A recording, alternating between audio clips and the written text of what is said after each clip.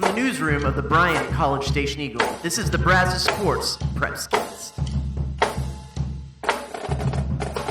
And now, the Eagle High School sports team, Alex Miller and Jake Weiss. What's going on, everyone? You're listening to the Brazos Sports Prepscast, a podcast about high school football here in the Brazos Valley. I'm Alex Miller with the Eagle, joined always by Jake Weiss, the Eagle's high school sports reporter. Jake, it's that time. It's time, Jake, for the Texas high school football playoffs. It's 6 weeks of just pure fun, adrenaline, slugfest, super matchups, and it all culminates in 6 weeks at AT&T Stadium. That's where everybody's trying to go. There's 64 teams in 10 divisions, another 64 down in 1A, six-man, plus all of our private schools. Yeah. We got 19 schools, Jake, that made the postseason this year. So this is it. This is it. You got to win and stay in. If you don't, your season's over. You're going to basketball season. So, all right, Jake, we're gonna talk about contenders, teams to watch, maybe some sleepers per se, and hey, we don't have to have a one game mentality. So we can look at matchups down the road that we want to see, and also, of course, games that we've got circled this week. All right, I'm done talking. Jake, how are you today? I'm doing good. I'm just excited. Your intro, I'm pumped up, man. I'm ready to run through the wall for you. Yeah, good to have you back after this last week too. Yeah, thanks, man. So good to see Jake back in the office. Okay, Jake, let's jump to the chase. All right, contenders. Okay, when we start talking about contenders here in the Brazos Valley, the list starts with one team, and that team is the Franklin Lions. And that's not just because they're the defending 3A Division II state champions. They're also 10-0 after moving up to 3A Division I. They've got some skins on the wall. They beat Lorena on the road. They smoked Cameron at home in the de facto district championship game, and they got it rolling. Coach Fannin and his team, they look sharp, and this is coincidence that we're wearing our green today, but the fact of the matter is, if you had to ask me who are you most confident in that could possibly win a state championship from the Brazos Valley this year, I'm probably picking Franklin. Yeah, I mean, man, just you look at their bracket too. They've kind of, they kind of got a pretty good setup here. I think, they've got Hitchcock. That's a good team that they could play in the third round. Cameron Yo's right there as well. They'd probably play, maybe the region final, I think, would probably be between them, Cameron Yo, and then maybe the Cameron Yo and Lorena winner. Is that right? Yeah. I mean, when you start looking at the bracket, okay, it's kind of setting up where Franklin would play the winner of Yo and Lorena in round 4. And, yeah, I mean, you look at that bracket. Hitchcock's there. Yeah. They did pretty well at 7-on-7 this year. I remember seeing them out there in the summer. And, this bracket, though, it really just it sets up well for Franklin to make another deep run. And, when you look at who they're going to play, they're going to play teams that they've already beaten. Mm-hmm. And then, when you look at the pairing where they're at they're in Region 3 now. When you look at Region 4, Llano, they're the favorite down there, and that would be a state semifinal matchup. But in all honesty, I think it's Franklin. It's Franklin's to lose, and it's theirs to seize, and that seems to be the mantra that they're going with. Yeah, I agree. I mean, the bracket sets up well. They've had a pretty good regular season schedule too to get them to this point. Like you were just talking about earlier, they got some skins on the wall now. I think they're going to be in pretty good shape. Yeah, Bryson Washington, Jaden Jackson, they're a solid 1-2 punch on offense. Defense is going to have to step up for them. Not quite as dominant as it was last year, but, they've been able to find some guys, fill in some key roles. And, they're a team that, you start listing off contenders. Like I said, it starts with Franklin. So, hey, two teams locally that are probably at least regional contenders, if not statewide contenders, A&M Consolidated and College Station. And, when we had our preview podcast at the beginning of the season with Matt Stepp, these were obviously two teams that we knew had a chance to be really good.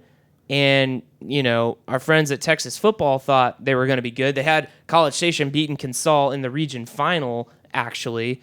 And, especially College Station, we've talked at length how they've had to, find a way, Jake, and find people to step into roles that they were not expecting. And Consol's kind of going through that a little bit right now, especially at receiver, trying to replace what Wesley Watson brings to the table as he's trying to get back onto the field after that lower leg injury against the Cougars a couple weeks ago. Consol, they host Seguin this week. College Station, they start the playoffs at home against San Antonio Wagner. Jake, what are we kind of seeing in these first round matchups, and kind of just where this is heading for the Cougars and the Tigers? Yeah, well, we'll start kind of with their opponents. Seguin, they haven't made it past the first round since 1988. That's a long time. Yeah. We were not born or thought of. Exactly.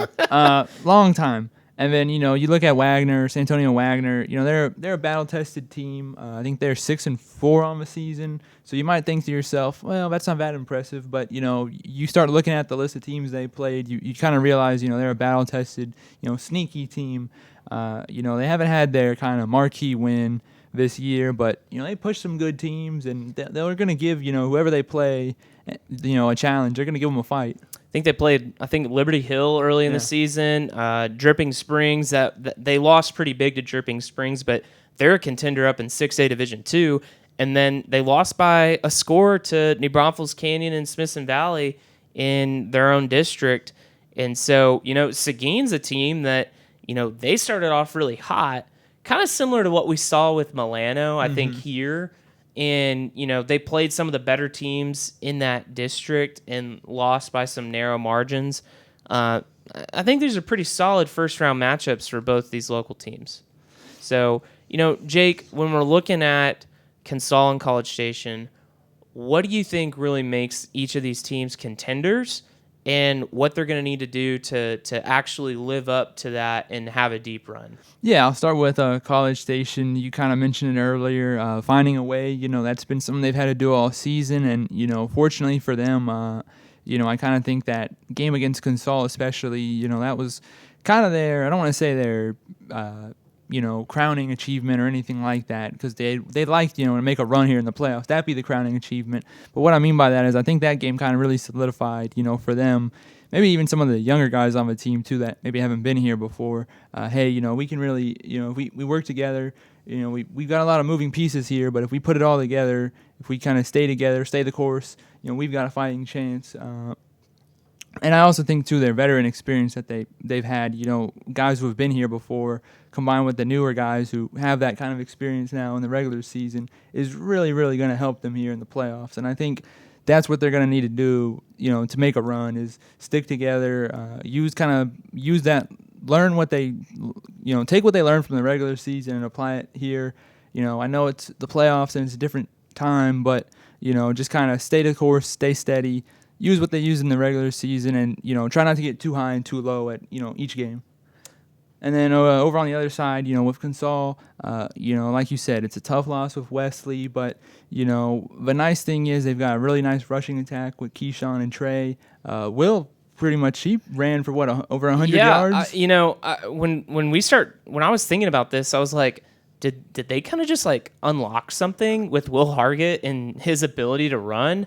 Because he's a guy that he's got really good pocket presence for a sophomore, and he can really extend plays with his legs. But now being able to just see the green light and go, as to scrambling around and trying to throw the ball, that could really help Consol if he just has the confidence to go and do that here in the coming weeks. Yeah, I was gonna say he's kind of a dual threat guy. I don't want to crown him too early, but I saw the stats. I was at the game, but I was like, man, Will's a dual threat. I didn't know that. Color me surprised. But I think for Consol, tough loss with Wesley, but they've had some other guys step up. That defense, especially, I feel like is a little bit more veteran than the offense. in terms of seniors and upperclassmen. But, I think defense will kind of have to carry the load a little bit. But I think as the playoffs go on, if the offense can, learn from past games, each round as they go on and just get better each round, they've got themselves a chance, Line play, I think, is going to be a big thing for Consol if they can, get that push, especially on offense. Especially, if Consol can make a run, having to play a team maybe like Smithson Valley, who they've got some bigger guys. They got the offensive line commit to A&M, Colton Thomason. So, Consol and College Station, both teams that, I think you look at Region 3 and 5A Division 1, it's kind of a level playing field, and there's some really good potential games to be seen. Fulshere's a team that has really caught a lot of people by surprise, I think, this year, which maybe not that surprising, honestly, because if you go back and look at what they've done the last 2 years, had some really young talent that's really come up. Obviously, Banville's a team that, year in, year out is pretty good. Angleton, a team College Station might see if they win their first round game. So, and not to mention, we haven't even mentioned them, Georgetown, okay, a thorn in College Station's side, and really kind of, got things going in the second half against Consol. I bet the Cougars would like to have another shot at Georgetown. But, this is it's a fun region, I think, and I think it's going to have some really good games as we get deeper into the playoffs. So, all right, pivoting to kind of looking around the Brazos Valley. We already mentioned Franklin, okay? I think besides Franklin, there's two other kind of clear contenders around the Brazos Valley, and they're both in Class 2A. It's Burton and Centerville. But, Jake, when you start getting into the nitty-gritty of it, both of these teams are going to have some pretty tricky paths to walk to try and get a deep run going. Yeah, for Burton, they kind of would have to go through Chitlin and Mart if they want to make it to the first state championship or win their first state championship as well. That region is going to be a lot of fun when you look at it, though. I think we've had a couple teams kind of lose to both Mart and I want to say Bremond had some trouble with both of them. Yeah, Centerville lost to Mart by 1 point.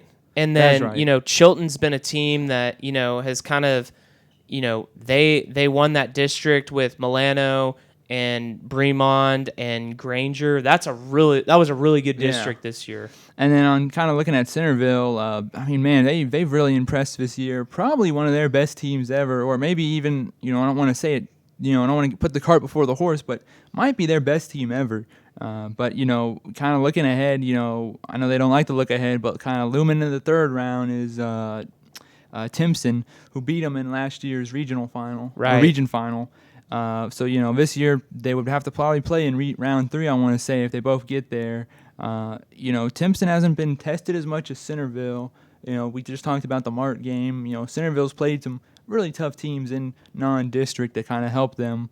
As they've just kind of been pushed a little bit more. So it'll be kind of interesting to see if they both make it there, what happens. Because I feel like Centerville kind of has the edge on terms of just, playing tougher teams at this point so far. Yeah, Timpson, they are definitely probably the team to beat in that region. There's great football out in East Texas. I mean, Beckville, Joaquin, some of these other little towns out there over near Louisiana.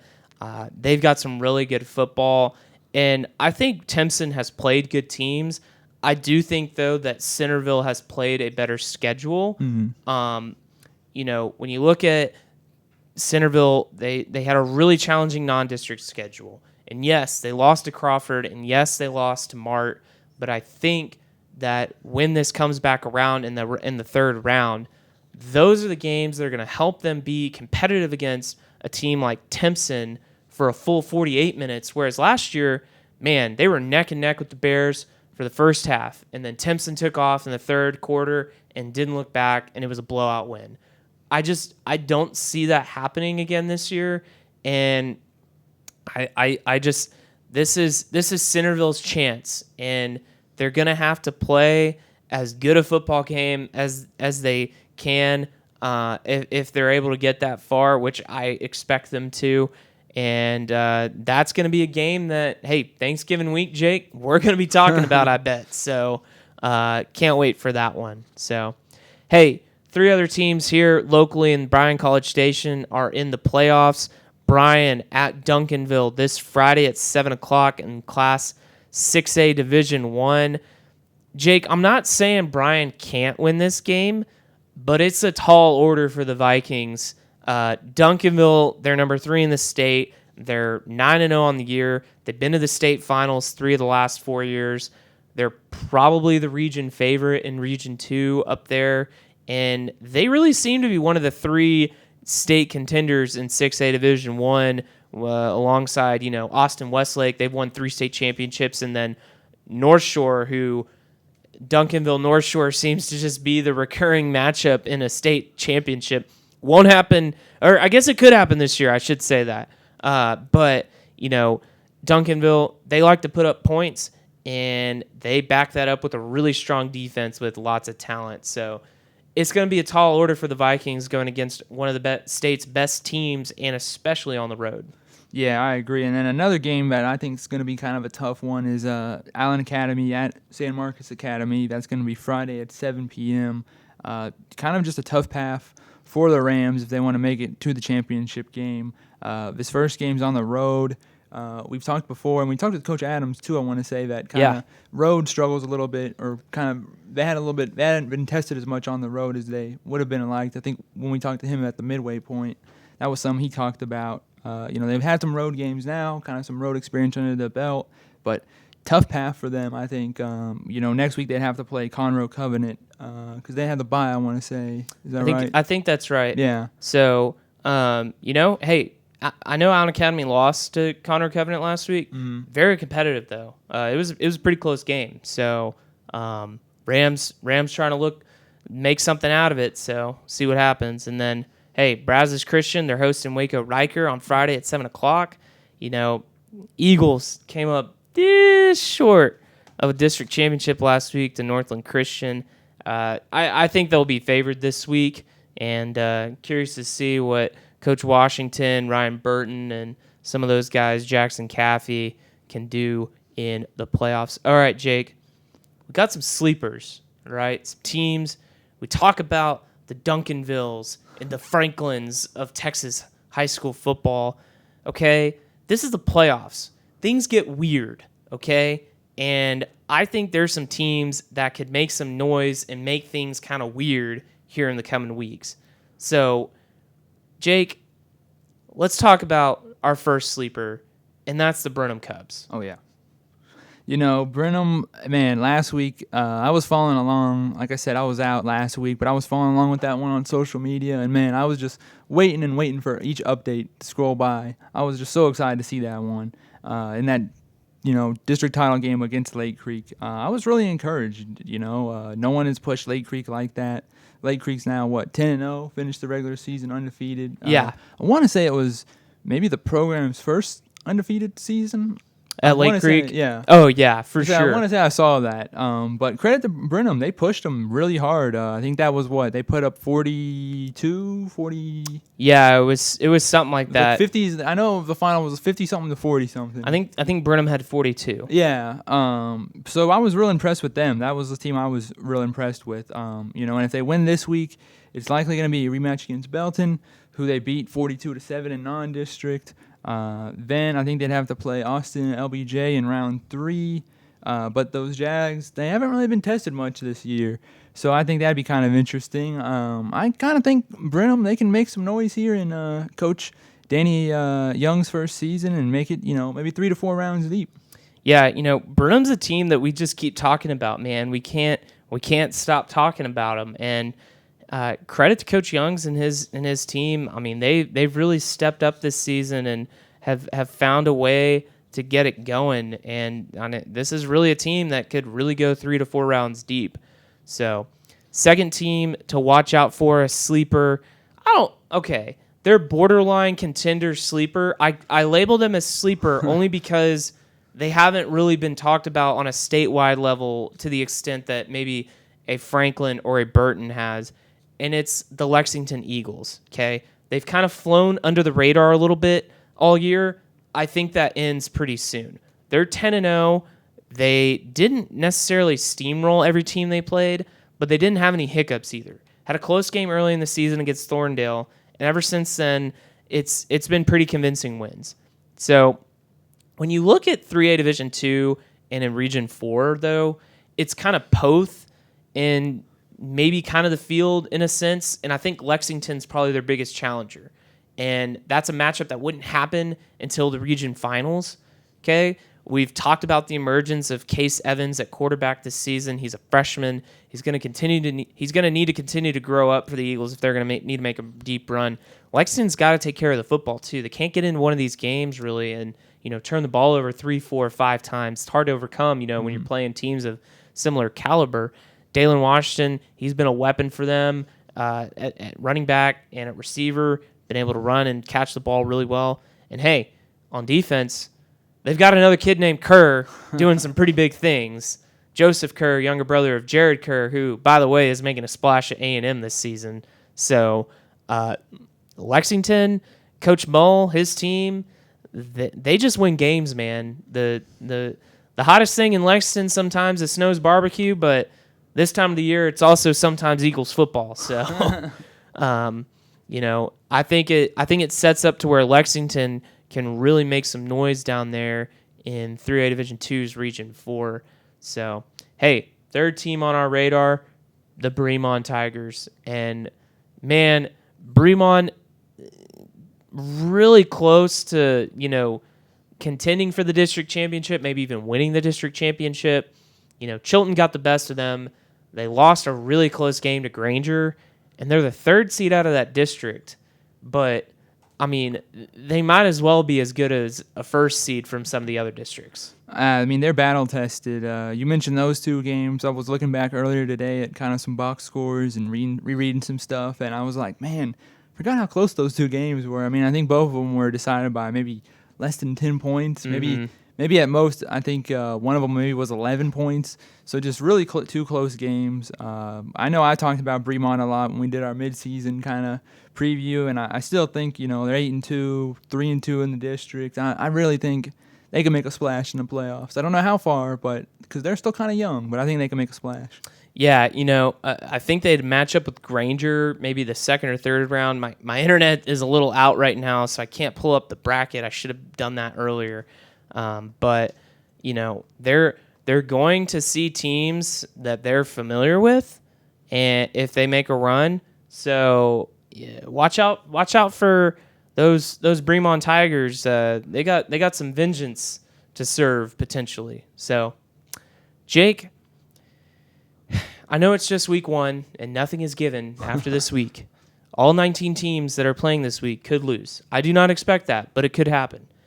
But because I don't expect that to happen, we can look ahead and talk about maybe some potential matchups that we'd like to see down the road. And I think there's two obvious ones, and it's rematches. The first one, A&M Consolidated College Station Part 2 and Franklin-Lorena Part 2. Those would both be regional final games. Here's the deal, man. That's too good to pass up if it comes to fruition. Oh, yeah, no, I'd like to see it happen. I think everyone wants to see it happen again. Both of those happen again. And I think Franklin and Lorena, that game would be at Baylor, right? It could be. I'm just curious, where are they going to play some of these games? Yeah. Because, if you look at Franklin-Lorena, there's not really something in the middle, and you're probably not playing a home game. So do you play at Baylor? Do you go to Austin? Do you come down to College Station? Where are they going to where would they play that game? Same with Franklin and Cameron Yo. It seems like Waco is probably the logical landing spot. And then, if you look at College Station and Consol, if they matched up again, where would they play? Because as crowded as that game was in the regular season, I can't imagine what it would be for a playoff. Would they play at Merrill Green Stadium? I think that would be a good place to play. It holds about 12,000 people could do that. If Kyle Field would probably be available. I know it costs a lot of money to rent that place out, but it might be worthwhile to spend an extra dime or two to get that place. That'd be a great one. But, all these teams, they're going to have to win some big games to make that happen. But it's not quite out of the question. So, like we said, Consol's path kind of looks like Seguin, Fulshear, Smithson Valley, College Station, Wagner, Angleton, and then maybe Georgetown. Lorena's going to have to go through Cameron Yo, and Franklin, they're going to have to get past Hitchcock. And hey, Franklin's got a great game this week, too. Yeah. Hallettsville, okay? Hallettsville is a really good team. I think they might have beaten Shiner earlier this year. Don't quote me on that, but I think that's true because I think Shiner was playing up and lost to Hallettsville. I think maybe the first or the second game of the season. So Hallettsville is a really good team. It's not going to be quite just a stroll in the park for Franklin as it was for the first few games last year.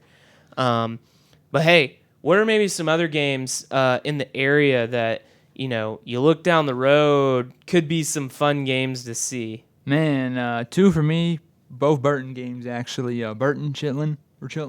That would be a good one, and then Burton Mart. I just think those would be just slugfests, and I just don't know who would come out on top. So I would just be real excited to see what happens in both of those. Yeah, I'm trying to think of some. Brenham's got an interesting path.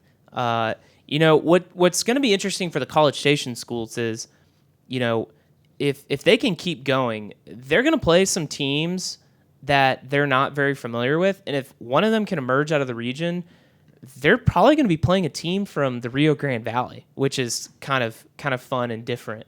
So, you're kind of touching all corners of the state. We talked about College Station last year and just how brutal that 5A Division I Region 2 was, with kind of the East Texas meets Metroplex meets somehow Central Texas, Northeast Houston area.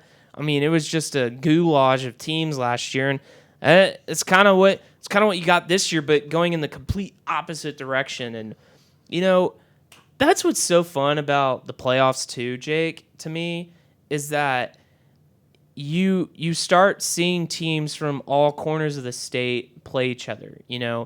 We're talking about College Station or Consol playing a Rio Grande Valley team. We're talking about Lexington maybe going to have to play Poth down near San Antonio. And Bryan is playing Duncanville. I mean, that in itself goes all the way up the I-35 corridor and more. So, just a lot of fun. It's really interesting just to see, who ends up playing who, where the heck they're going to play, and how it all shakes out. Because at the end of the day, you're playing a lot of teams that you've literally never seen. You probably heard of them, but you probably haven't played them. But at the same time, you probably might play some teams that every little bit about. So it's so fun. All right, Jake, let's close this out. As much as we want to look ahead, we got football this week, and there's some good games on the slate this week. We've already talked about a few of them, but let's go ahead and preview just 3 quick ones real quick. We'll start Bremond versus Falls City, 7 o'clock Thursday in Giddings. Yeah, we've talked about this before a little bit. We know this is isn't the same Falls City as before, but they still got the pedigree, still got the name brand. We've talked about Bremond as well. We're battle tested. They're probably they can take the Beavers. I think it'll be a good one, but I like Bremond in this one. Yeah, this is a juicy first round game, and we talk about Bremond being a sleeper down in 2A Division 2, Region 3. This is a game that, if Bremond wins, good win for them, because Falls City does have the pedigree. And when they're going to play teams again, potentially like Granger, maybe even Chilton or Burton, this is a kind of game that, they're going to look back on and be like, hey, that helped us along the way get this thing started. So if Bremond could come away with a win, that would be a big one for the Tigers. So Madisonville versus LaGrange, 7 o'clock Thursday in College Station. high. Mustangs, Jake, we've been talking about them all year. They've been on our radar all season, and this could be a big game because not only has Madisonville been a team that we've talked about, they've only been past the first round 7 times in school history.